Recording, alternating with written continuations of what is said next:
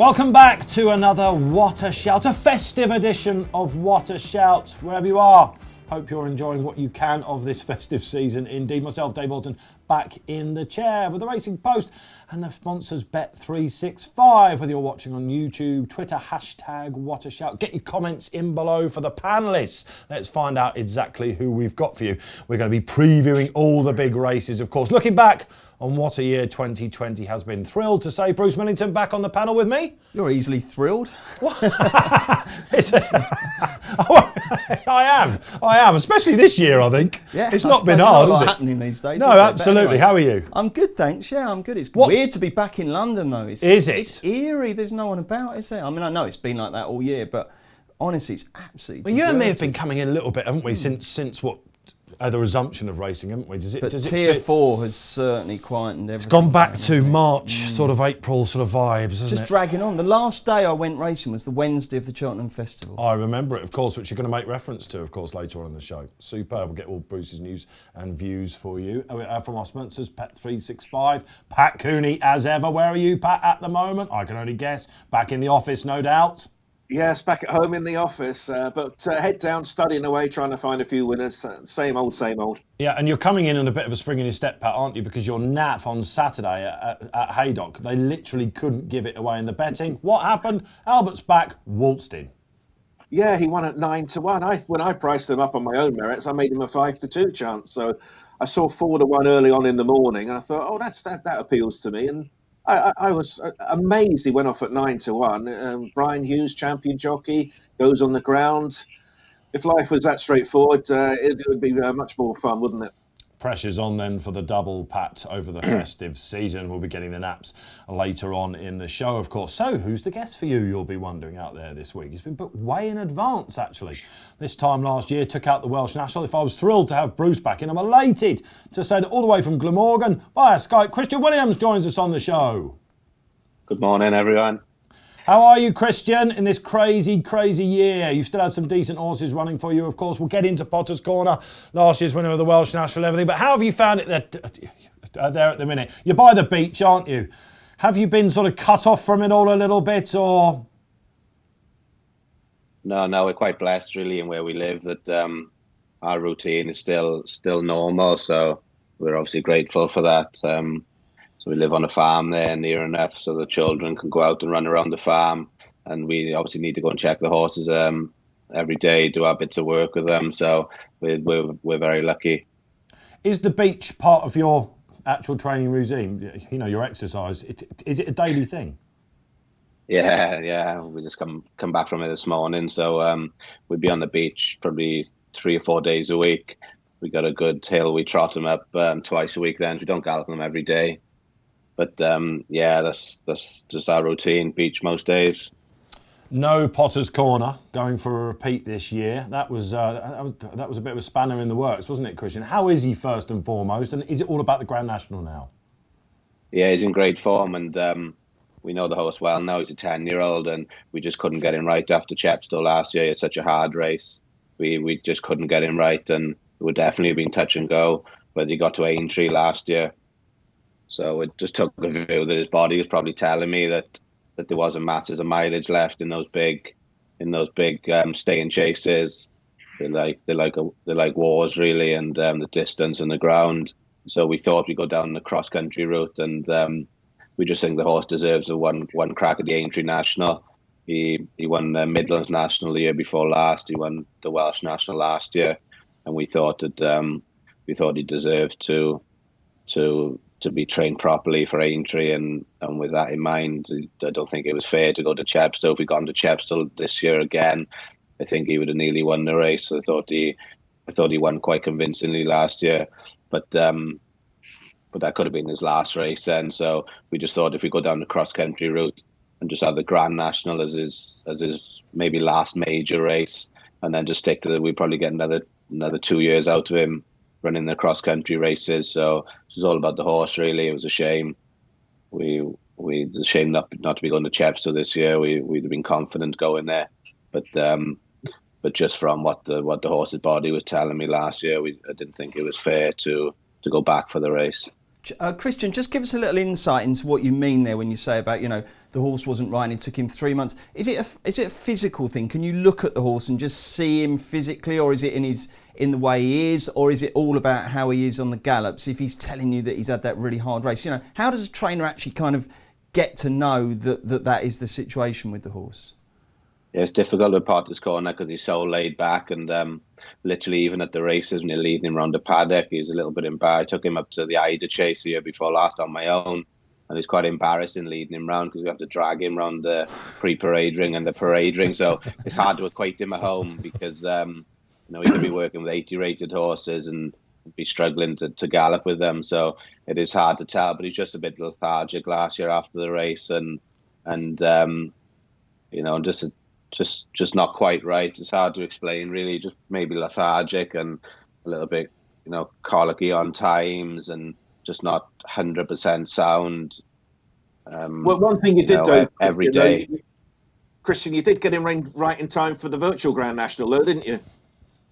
Yeah, that was great. That was, and that was a probably harder time as any because there's no sport going on, so it was just a positive. And people were saying, "Oh, I bet you were upset winning that because it showed you had a chance." But we tried to take the positives out of it, and I think it was a lift for even non-racing people were ringing me, congratulating me. So it's probably good for the sport that even non-racing people ended up watching it.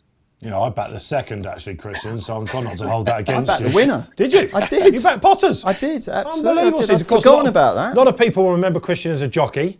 Of course, stable jockey to Paul Nicholls primarily, I think. Pat Cooney's got a question as well. But the transition into training, Christian, was an early one because of some injuries. You remember, Bruce? It was. We're talking about some serious injuries. I'll tell you what, Christian. In my time as editor, I get all the proofs to come in and read before the pages go. And you did a fantastic interview. I can't remember whether it was with Alistair or Peter Thomas. Not quite sure, but I remember you talking about the injury in really graphic detail.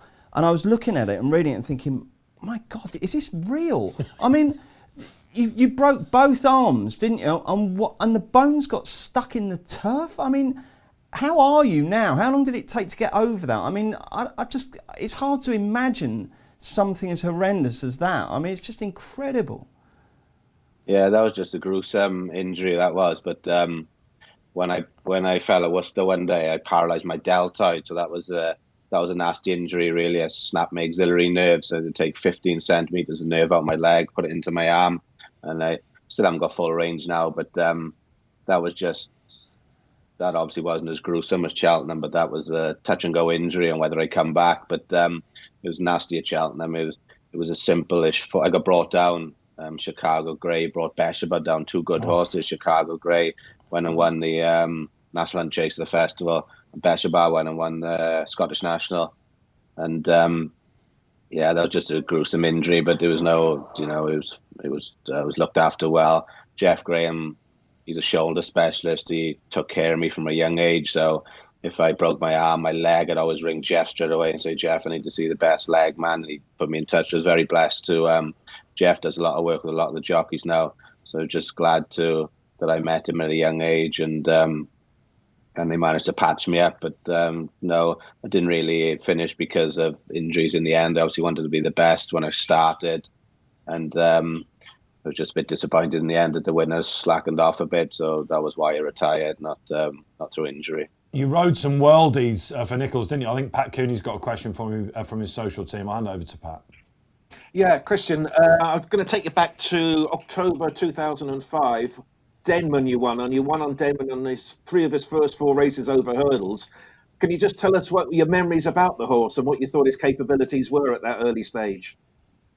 Yeah, he was a great horse. We didn't really know at home with him, really. He was just a big brute and big raw horse. And he only scraped home when he won the first day, but he gave me a good feel. And then when he ran second time he went Kempton, then there was a horse of Victor Dartnell's that was meant to beat us. Karajan, that was called. Yeah, Karajan. That's the one, yeah. But I remember Paul Barber saying, "Oh, Chris, the only way you can beat this horse is you need to get a good start and go a good gallop." But I had a fair idea that Denman, he could have beaten him however we rode him, and he was still a bit raw, so it was still mindful we needed to get a lead in certain stages with him because he'd quite, especially on the stable bend, he'd have to be careful he wouldn't duck out towards the lorries. But when I turned in and gave him a smack, he absolutely took off, and he was very impressive that day. And then we would go on to the Challow hurdle then, but I was just unlucky. The Challow was called off about an hour before racing at Newbury, so I didn't get to win a Grade 1 on him, which was a shame. And they rescheduled the Challow then for Cheltenham, and Ruby was back to riding then. You are, of course, a Grade 1 winning jockey, though, Christian. Yeah. And it's been a pretty smooth transition, isn't it? 5 years with Di Walters, you set up on your own. You're known for getting the best out of what you've got. Kitty's Light. Can we talk about Kitty's Light? This is an absolutely fascinating horse. Before we wrap up on this, how on earth have you got an ex-juvenile running? I mean, he looks like he'll stay 10 miles. If you go back in your members section, if you're viewing out there now, have a look at his win at Exeter. Have a look at his third in the Badger Ales when he walked through every fence and he's still staying on. Where did this chap come from? Yeah, it's quite embarrassing, really, that we turned him into that. But we do specialise in the staying chasers, so he looks like he stays well. But I thought he was impressive at Exeter on the track that would have suited him. And we usually try and put the horse first, but going to Wincanton, there was a one time where I didn't put the horse first. There was, I thought it'd be good profile for the yard. I owned half him myself, so I thought it was a good, if the horse went there and disappointing, we could turn him out in the field for 2 months, and he's only a 4-year-old, give him good time to grow. So there was no panic on the result that day. I just thought he deserved a good chance, but I also realised that if there's any track in the country that he probably shouldn't be running around, it was Wincanton. Wincanton would be very sharp. The fences would be a little bit upright, and but he still ran well. And those listed chases and those big handicaps, they're just like a 2-mile gallop from start to finish. So I know he made mistakes on the way around, but I think he would have learned a lot from that. And if you watch his Sedgefield run when he finished second over 2 mile 5, he probably learned more from that race than he did all his other races. So I'm hoping that he learned a lot from Wincanton. And I think that he's strengthened up a good bit now. We give him 3 or 4 quiet weeks. But I think it'd be a nice horse for the spring, and we're going to aim fairly high with him. We got a good relationship with Bet365 do for videos on the yard following Potter's Corner leading up to the Grand National this year. So we'll try and support their race at the end of the season. The Sandown could be a major target for him, and maybe Scottish National at Bet365. So he's not overly big, but I think his jumping will come right. But I think it wouldn't be fair on the horse to judge him around Wincanton, and the Exeter form has worked out well. I think Colin Tisler's horse would have nearly won the Badger Beer, and if he hadn't fallen and interfered with us, we wouldn't have been far away either. And Kitty's Light, if you watch him after his races, you just never get to the bottom of him. If you watch him by the time he crossed the line on the bend at Wincanton, he's probably in front with his ears pricked. So there doesn't seem to be any bottom to him. So he must have a massive engine there. He finishes with his ears pricked all the time. So he does. It looks like he stays very well. So did you get rid of that half share on the back of it, Christian? That was advertising, that wasn't it? So I'll tell you what, if you and me buy a horse that we think might be a juvenile hurdler, and you sometimes get worried about their longevity, don't you? We'll just send it to Christian. We could be turning up at Aintree in a couple of years, couldn't we? I mean, this is the sort of horse that could have, touch wood 4 or 5 years and just become absolutely loved. He's that kind of horse, isn't he? We love him in there. We love the insight from Christian Williams. Let's move on. Let's look what we've got coming up on the show from you then. It is racing clues from the past week. Ascot and Haydock, to name but a few. We'll be looking at all the hot topics out there for you. 2020, what a year. Big race previews, of course. We'll be giving you a big call from the panellists and the weekend winners. Hot topic time then, 2020, a racing review pretty much then. First thing to say, we were umming and ahhing, weren't we, about hot topics, and we had the travel ban. It looked like one point that the Irish horses, your horse, put the kettle on, was going to turn up at Kempton. Not allowed now. No, it's a shame. It's understandable, isn't it? I mean, since the talk of the new variant and the numbers going up, I mean, you can absolutely see why people are being extremely careful. It is a big pity, but, if you look at how much racing we've had this year compared to how much we could have had, I don't think we can moan too much. No. The only thing I would just say, and I don't want to be accused of scaremonger or anything, is that, if we are in for another difficult couple of months, we just need to, we won't mind too much if horses can't go between Britain and Ireland during last week of December, but the second week of March is a slightly different kettle of fish. I'm sure it'll all be fine. I'm sure it'll all be fine by then, but all I'm saying is that you never know. This is so unpredictable, this situation, isn't it? Yeah, and just to have the show on the road is what it's all about, and that sort of leads me on to your 2020 piece, and you want to sort of say what a good show it's been. Well, yeah, I mean, look, in terms of racing review, it's been a different year, but we have had a pretty full flat season. Yeah. We got most of the jumps done. We obviously missed poor old Tiger Roll's chance in the Grand National, but that was a shame. But really, we've had a lot more racing than we could have had, and I think that's down to good governance and good leadership by the BHA, unity among the racing professionals, and just a great show by the jockeys, the trainers, the stable staff, but also, and I'm sure Christian would back me up on this, the owners. They've had a really raw deal with this. They're still paying the training fees. They've obviously, the opportunities to run have been limited, but and even the opportunities to see their horses have been limited. But they've turned up. They've kept their horses in training, and that's been really crucial. But right throughout the sport, I think everyone's come together and really done an incredible job to keep the show on the road. So I think, I'm as a racing fan, first and foremost, massively grateful to everyone who's done that. It's just been, it's such a hard set of circumstances.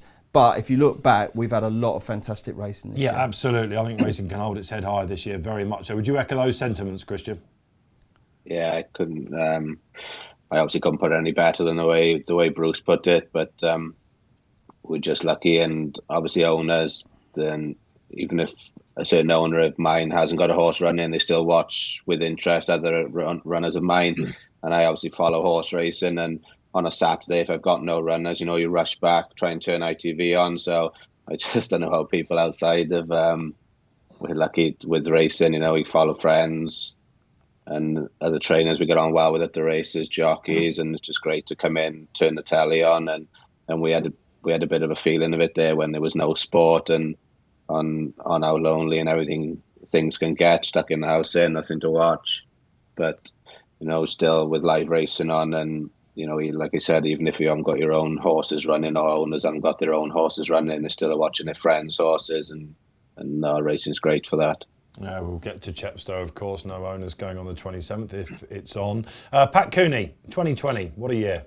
Yeah, I can just echo everything that Bruce and Christian have just said. And it was driven home to me. I went up to Perth. First time I ever went to Perth races was in August of this year for the rescheduled Perth Gold Cup that Bet365 sponsored. And it was just great to go up there to meet Hazel Peplinski, the chief executive. And it gets driven home to you just how crucial the finances are up there. They've had a grant since then from the Scottish government, but a wonderful racetrack. And I could only picture what it would have been like with a packed out crowd. I think it would be at full capacity. Certainly one of the prettiest racecourses I've been, and I can't wait to go back there. We're actually sponsoring the Perth Gold Cup on the 6th of June next year, I think is Derby Day. I can't wait to go back, and I hope there's a full crowd there. But credit to everybody for getting the show on the road. Happy days. Okay, I'll sign this off. Internationally, it's been an important year, hasn't it? Two moments spring to mind. Obviously, Glass Slippers winning at the Breeders' Cup. She's been a treat to watch, hasn't she? Fantastic. She stays in training apparently as well. I'll put the feeders out for that one. Campanelle winning the Queen Mary. Do you remember that World Ascot? How important that was to show us that the world is still out there. Wes Ward coming over and striking. And a Dabe when we were in full lockdown winning at the championships. That horse, I think he's absolutely remarkable. Possibly my horse of the year, I think. Because he went down there, he won the two championship races at Randwick on ground that came his way. He's going back apparently as well in 2021, and Haggis is hoping to get there, I know that. Pictured over there, slightly rosier at the moment. Let's hope that's the way. And then he comes back, he comes out of there, he wins it there on ground he hated, and then he goes to, Ascot, finally gets that Champion Stakes win. What a horse he's been, I think. Good horse, yeah, he's a very good. I mean, I always had him down as a kind of Group 1.5, but he's not, is he? I mean, he's proven he's a lot more than that. And it shows what happens when you keep these horses in training, doesn't it? A word for Magical as well, who's been retired. We've got Gareth that's been retired as well, and Abel that put on the show as well. Big hole to fill in 2021. What's the betting we can do it? Racing clues then for the past week. Right, let's start getting festive. Let's start looking forward. Let's start getting positive. Allard on Friday at Ascot. I just want to mention him for Nicky Henderson in that Grade 2 novice chase. Beat Fiddler on the Roof. I know they fancied him. he ran well last season in the Supreme. Did you see him? Yeah, it's good. Race? I was hoping for low sun after 4 fences. He was, do you know what I mean? I've walked through them all. Yeah. And then to come over the last and win as he did, we've got a proper one there. Yeah. I mean, obviously he's going to, with the Shishkin things comes in, but they've got another top-notcher there, I think. Ascot was a great card, wasn't it? Was a very good card indeed. And obviously, I mean, you know, the long walk was just incredible, wasn't it? It was absolutely outrageous what Paisley Park's done. How did he there. win? Well, he just can't, can he? I mean, poor old Aidan got himself into a terrible mess going around the final turn, didn't he? And I did say on Twitter that he saw less daylight than Claudia Winkelmann's forehead. But, Boom. and somehow gets back up to win. It was brilliant. It was absolutely outstanding. And every time you see that Mr. Gamble smiling, that's fantastic. It is, absolutely. He's had a great run. And yeah, that was fantastic, that shot of Andrew, wasn't it? Just holding onto the rail and listening to it coming. 3 top stayers, I think we can say that. Time Hill, still more to come from him, I think, possibly. It was his first go on a right-handed tracker, and the ground I don't think was ideal. Richard Johnson's been angry in defeat, hasn't he, the last twice? It was funny. Matt Chapman did a really good piece after that because he was interviewing the jockeys, and he highlighted just how Johnson was absolutely effing and jeffing as they crossed the line. He could not believe he got picked up. Yeah, like he did in the Albert Bartlett. And of course, Roxana ran very well, having been keen as well. Top mare she is. What about not so sleepy Pat Cooney in the Betfair handicap? That was a remarkable performance, wasn't it? Yeah, he was back to the scene of the crime, wasn't he? Did the same again the previous year, and no one really took him that seriously. But there were a few eye catchers in the race. I think Buzz ran with a lot of credit to be runner-up. But the eye catcher for me, out of all the Ascot, you talk about how fast Paisley Park finished. I don't think any horse finished faster than Benson did in 4th. He had a welter of ground to make up. He got into 4th for the each-way money in the race, but absolutely rocketed up the running.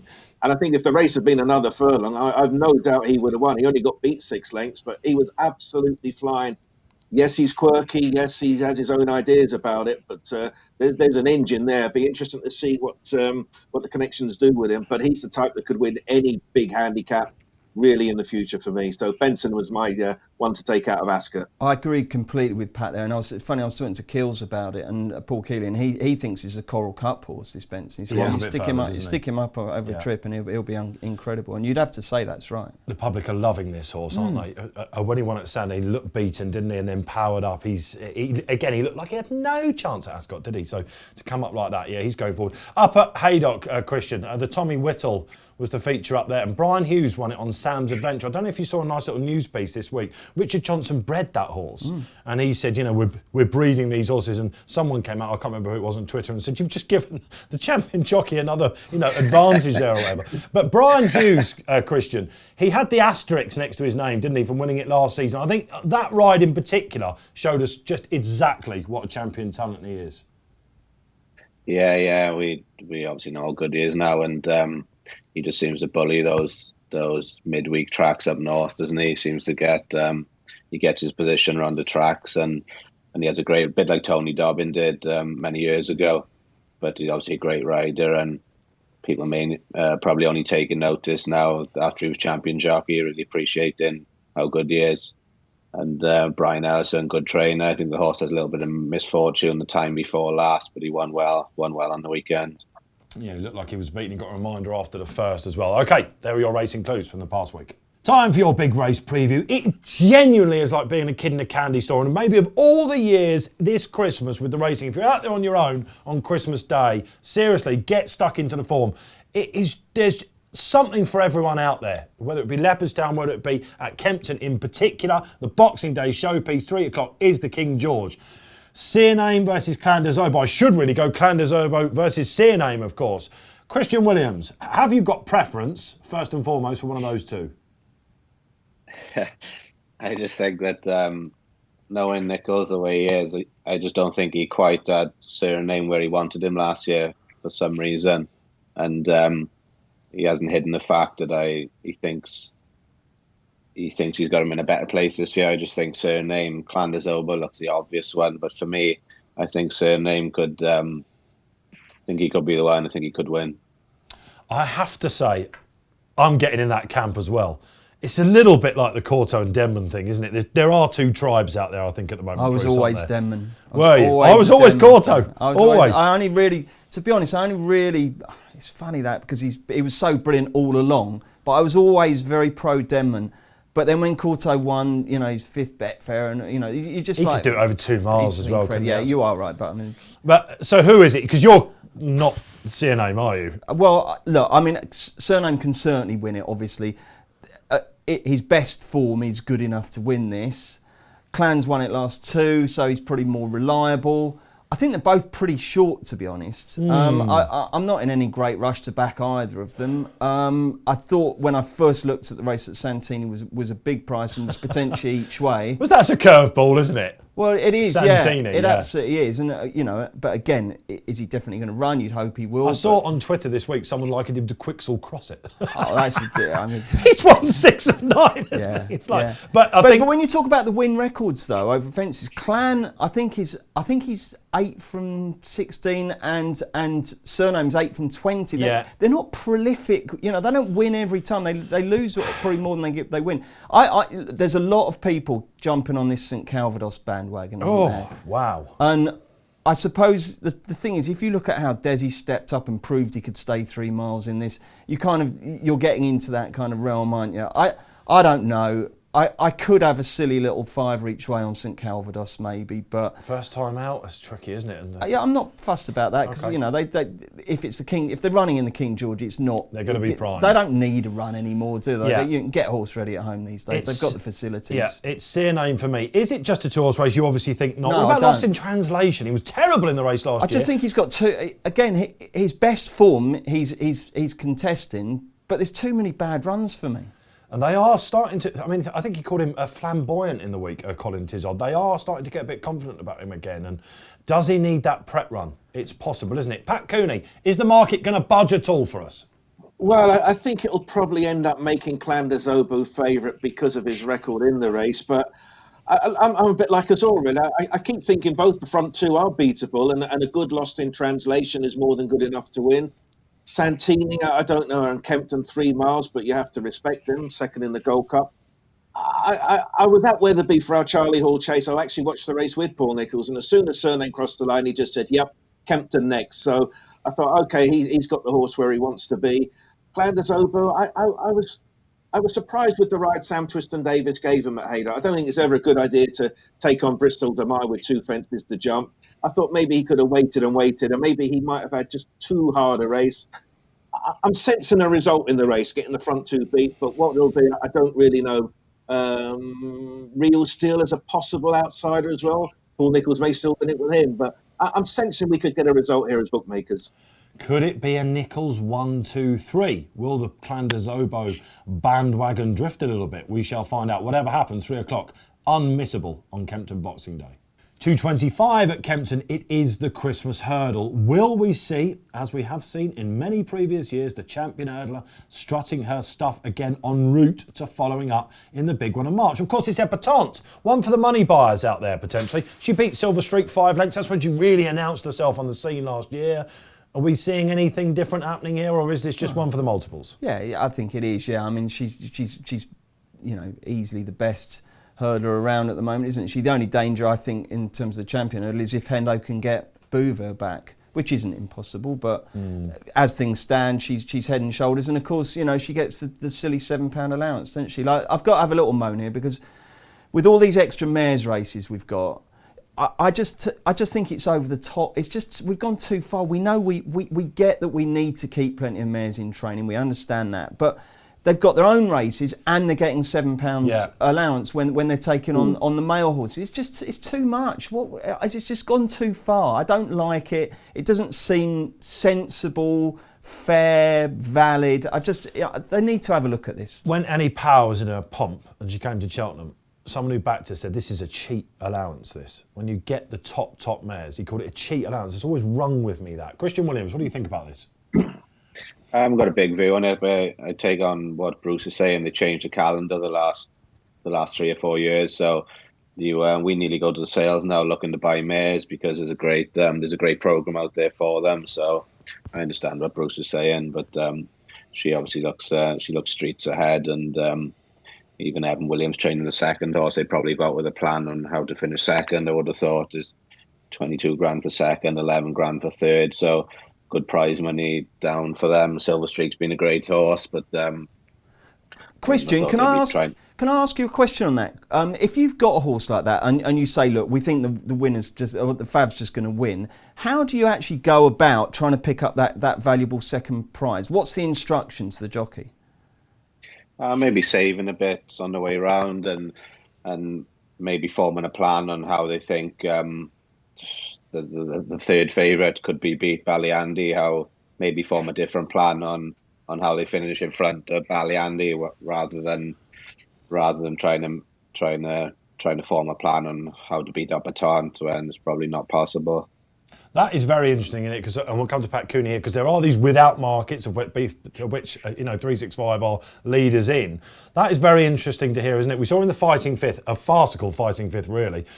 Fast, slow incidents everywhere, and yet she still won as she liked. We've got Floressa in the race, who won the Jerry Fielden, the race that she won herself, Epperton, last year. She's a pace setter, isn't she, Pat Cooney? This without market is going to be lively, isn't it?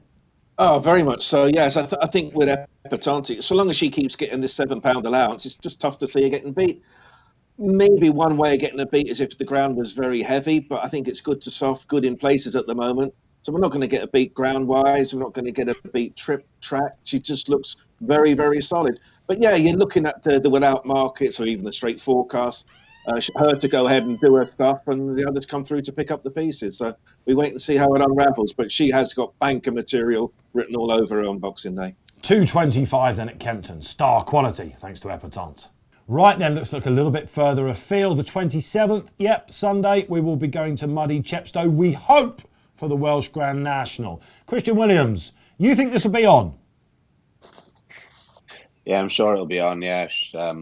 The Clark, Libby, she'll be one of the best Clarks around, and I think she's managed the ground there, and rail movements have been put in place, weeks, months ago, in order to try and make sure the Welsh National's on. So hopefully it'll be on. I don't think it'll be the same scenes there this year as they were last year, but hopefully the race is on. If you could ride one in it, Christian, I mean, we've got a short prize favourite here, haven't we, in Secret Reprieve for Evan Williams. Is that the one that you'd be looking at, or...? Yeah, I think he's a good horse, yeah. Evan's managed him very well. And sometimes when you're training horses, there was a little bit of not a gap year last year, but sometimes you train horses and maybe captain order this. You train him for a season or two with other things in mind. So, this horse was looked after last year. He was running 3 or 4 running novice chases, learned his trade last year, and that would have all been geared towards this season. He's only a 6-year-old, but he won well last time, and I think they think he's a very good horse. Who, it's a very brutal race, but I think they think he's a good horse, and I think it's obvious that he's well handicapped. Just whether he can get it all right. I guess having gone up £12 for that romp last time out, he's a bit short for me, I've got to say, in a race. Bet 365, 3-1. I mean, I think you go into the race being aware of the fact that if you oppose him, he could absolutely dot up. But to me, you have to oppose him. It's not that sort of race usually, is it? It's usually about 8-1 the field, isn't it? I mean, Native River was short when he won that kind of age, wasn't it? Yeah. To be a Native River though, so and of course he did fall on his return as well. So yeah, I'd take him on. I mean, I quite like both Pipey's horses. I think Ramsey's Detay was good second to Elegant Escape a couple of years ago in the race. The rest were miles back. I think he's got a decent chance. And old Verlion Rouge, that Aintree run was incredible. Now, I know he bombed out in this, having run well in that previously, so that probably did take a bit out of him. The one I'm going to go for, though, is a bit of a sort of guilty pleasure, my Big River. Your Russell. Big River.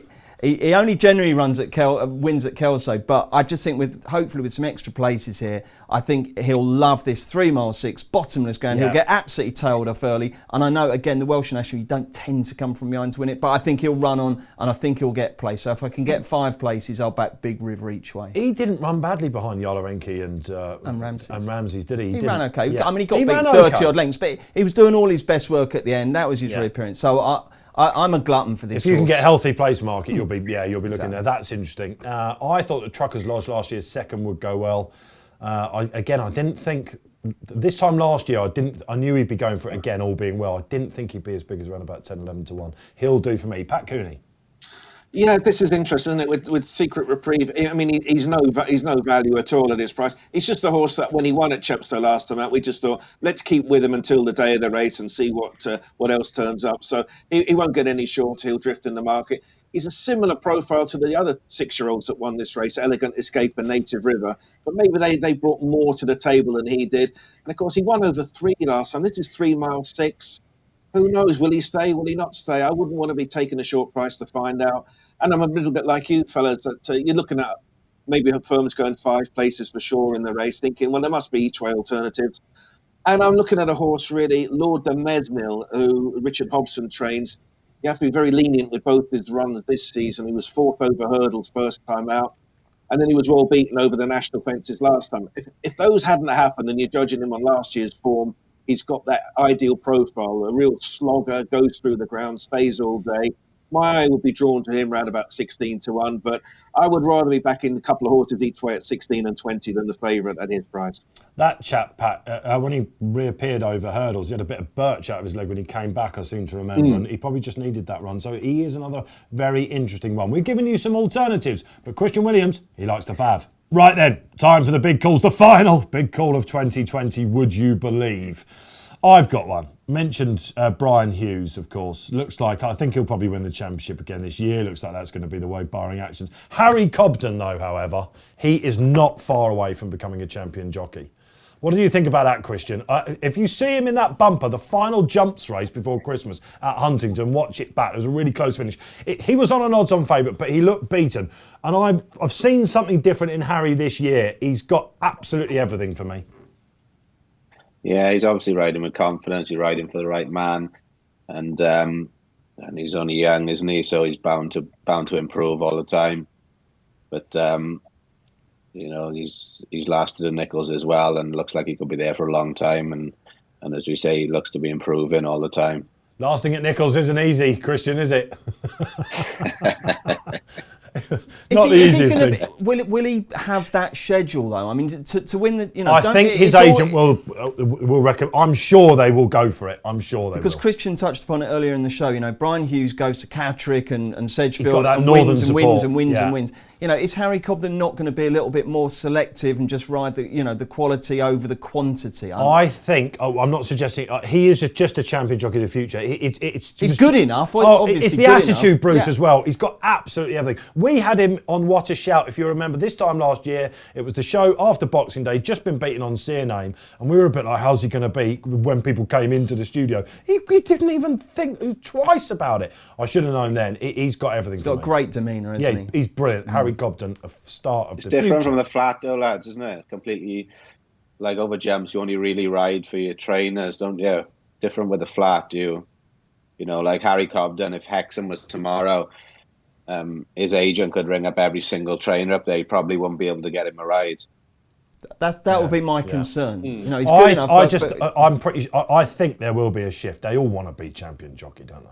They all want to be champion jockey. Yeah, I think. Well, they do. That's for sure. And don't forget, obviously, it was a closed shop. It has been a closed shop until last year, hasn't it? Because for the last 22 years, only 2 people have won it. AP and Dickey. Yeah. Okay, Bruce. Okay. Hot topic. You nearly did your big call there, didn't you? I think. But of all the columns you've written this year, this is a curveball. You were waiting for one. Which do you think is which was the one that really got you out of bed? Do you know what I mean? Yeah, Riley, that's an impossible question. Honestly, I don't know. I mean, this year's column's just been. In terms of racing, I honestly don't know. I mean, the one thing I've been really keen on, and I'd like to know Christian's opinion on this, is that I think one of the happy consequences of the situation we found ourselves in has been 48-hour decks. And it's not just making it easier for the people in the media. I just think for racing fans, you can look ahead with much more excitement at complete fields 2 days in advance. Now, Christian, I know it's a pain in the neck for you guys, but is it something that if the BHA turned around and said, look, we've been doing this for we've been doing this for over 6 months now, can we just keep it as it is? Would you scream the place down, or would you shrug your shoulders and get on with it? No, I have no issue with the 48-hour decks, really. I don't know if that suits the size of our yard, or when you're bigger, training and higher numbers, where it's more difficult. But if that's for the better racing, there'd be no issue at all. If only all trainers were like Christian about Williams. to say that. I've never heard a trainer say that. I've never heard a trainer say those words. If it's for the good of racing, then let's do it. Yeah. Good on you, my friend. That Okay. is the attitude. That's what we need. People He's got the pulling attitude. together. He can turn juveniles into Grand National horses. Yeah. We're loving this. Pat Cooney, talk about refreshing. Give us a final big call to 2020. Yeah, well, first of all, congratulations to Holly Doyle on a wonderful season and crowning it of being third in the Sports Personality of the Year. Women in sport is getting a great push in the media and so forth. And of course, we've got the Olympics next year. Dina Asher-Smith and all the gang will be back, maybe winning gold medals and so forth. But one thing I'd love to do and be great for women in sport and be great for horse racing, Bryony Frost win the Grand National at Aintree. Could you imagine the hullabaloo if that happens? Wouldn't that be great for women in sport and for horse racing? I'm sure she'll get a decent ride in the race, maybe a 16, 20 to 1 chance. It could happen. Rachel Blackmore likewise. The year she's been having, don't be surprised if Holly rocks up at Aintree. You know? but as you touched on, it could be, hopefully, please Lord, it could be a big sporting year coming up. It could be a big sporting year. I mean, obviously, it's been incredible how sport has kept going. Now, if you look at, say, football matches being called off a little bit more now, we're on the edge. We mustn't take it for granted. Yeah. Okay, it's been fantastic for us, and it's probably saved a lot of people's sanity to have racing and to have sport to fall back on during what can be some fairly lonely times, spent indoors. Absolutely. So we've got to hope that keeps going. We've got to hope the likes of Christian and his staff and all the trainers and the jockeys keep the show on the road. The race courses keep doing what they're doing. We've just got to hope this passes and that we have better times ahead, and then we can go racing. We can feel the roar of the crowd. Yeah. That's what we want. It might not be Cheltenham. Hopefully it'll be Royal Ascot. But, we've just got to keep our fingers crossed that the vaccines work, and 2021 is a good year for us. Yeah, most of us have missed that feeling, haven't we? But is the end in sight? The weekend winners then. If you don't mind, I shall take the floor. Final race at Kempton. Wait for Luca Morgan to make a tone for an agonising defeat at Cheltenham last time on What's Up With You in the last race at Kempton for Ben Pauling. Bruce Millington. I'm going to stick with my old friend Big River in the Welsh National. And by the way, a very quick word. Well done to Coral and well done to Chepstow for naming the race in honour of Colin Tizard's daughter Kim. One of the saddest stories of last year was obviously losing her, and there will be a lump in everybody's throat if one of the Tizard runners passes the post in front. Yeah, here, absolutely. Christian Williams, I think you've got one for us, haven't you, over the Christmas period? Hopefully Captain Ord will run well on the 27th. I think we've seen the best of him in Newbury when he won the Peter O'Sullivan Memorial, and I thought he picked him up quite well. We dropped him in. He got the front two out. He got there fairly easily and won well in the end. So hopefully he can keep progressing. And obviously as a smaller yard, you crave those big winners. So hopefully Captain Ord can keep being progressive throughout the season and carry that on at Kempton on the 27th. Brilliant. Yeah, it looks like he's finally coming good for you. Pat Cooney then, complete the final four-timer of 2020. Yeah, Kempton 150, the Corto Star Novice Chase. Shan Blue from Dan and Harry Skelton. Decent novice hurdler, won at Wetherby by 14 lengths on his chase debut over 2 miles, 3 and a bit. Then he ran at Wetherby on our Charlie Hall Chase Day meeting, and he won by 16 lengths, stepping up to 3 miles. Only a 4-runner race that day, and I thought, well, as impressive as he was, he jumped brilliantly. Just watch how well he jumps. I was thinking, I'm not sure what he beat, but the second horse that day, Snow Leopard, came out and won a handicap chase at Haydock. So the form looks a lot more robust. Visually, it's there. I think he's a real decent novice chaser. This he's going to be very, very hard to beat in the Corto Star Boxing Day. He'll do for me. Happy days. 4 serious horses to take aim at.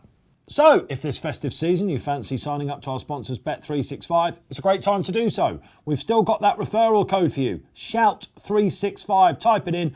Minimum deposit of £5 for up to 100 bet credits. Terms and conditions apply.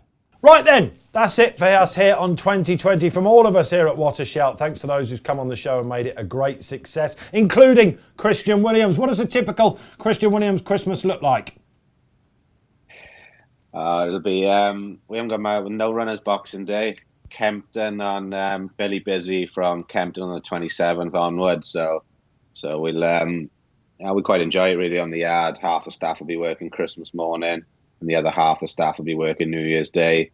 So we'll have a nice Christmas. 2 young children at home. So we'll enjoy ourselves and then look forward to be back racing on the 27th and look forward to watching the racing on the 26th.